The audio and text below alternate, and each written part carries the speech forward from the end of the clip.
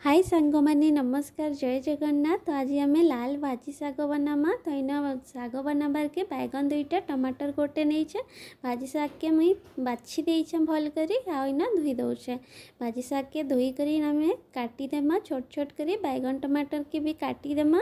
तापर आम कड़े बसईदेमा कड़े रे तेल देदेमा। तेल गरम होला परे ना सरसों जीरा गोटे सुखा मिर्चा कच्चा मिर्चा दुईटा देकरी आम इन भाजीदेमा।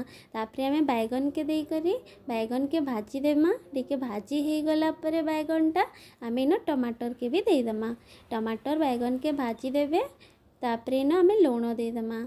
लुण देकरी आम आउ टिके भाजीदेमा जेनता टमाटर बैगनटा टिके सीझी जीवा। सीझी गला परे आम इन साग के देदेमा।